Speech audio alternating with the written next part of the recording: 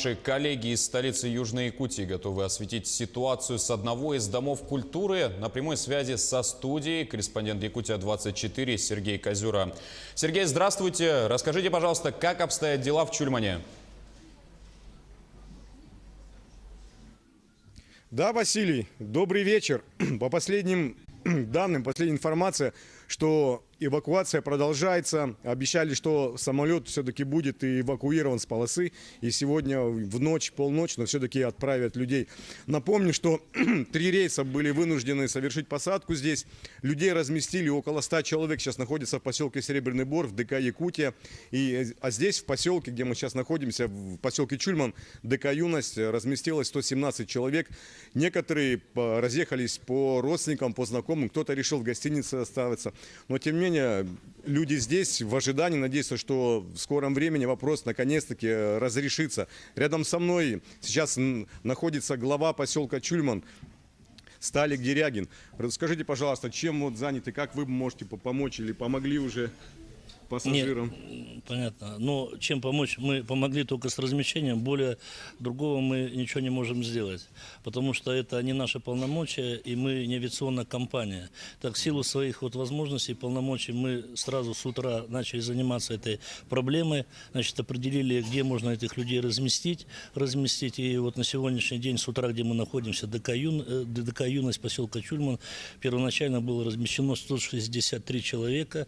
Дополнительно к этому мы сразу же привезли порядка 20 раскладушек для размещения детей, маленьких детей, матерей, ну и тех, кто нуждался в лежачем отдыхе. Плюс к этому, значит, 4 человека мы определили с размещением по медицинским показателям в Чульманской городской больнице. Сейчас они находятся даже там.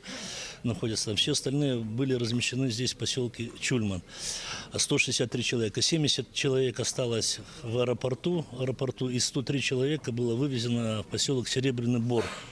Ну, для организации питания, которое, к сожалению, авиационная компания «Якутия» никак не было не организовано, значит, мы подняли наших местных предпринимателей, которые организовали здесь, в ДК «Юность», обеспечение, ну, за деньги, конечно, значит, салаты, пирожки, горячий чай, кофе, то есть это все было нами организовано.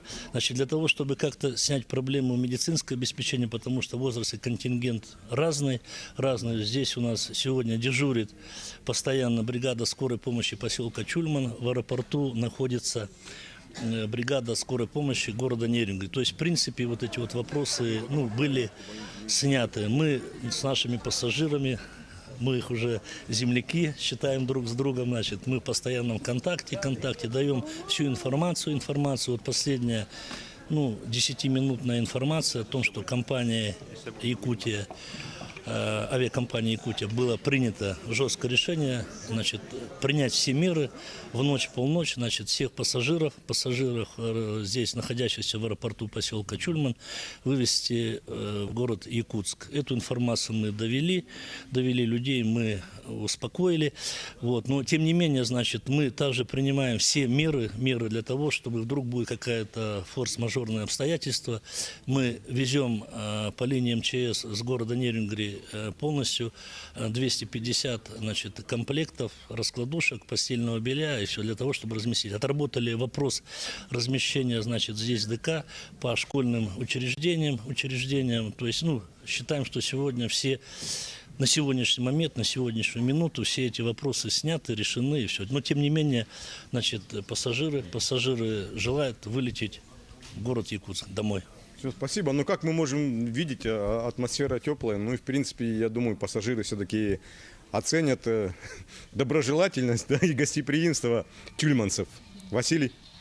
Да, Сергей, спасибо за информацию. Я напомню, что на прямой связи со студией был Нерюнгринский район. Мы продолжим следить за развитием ситуации там и в других аэропортах региона.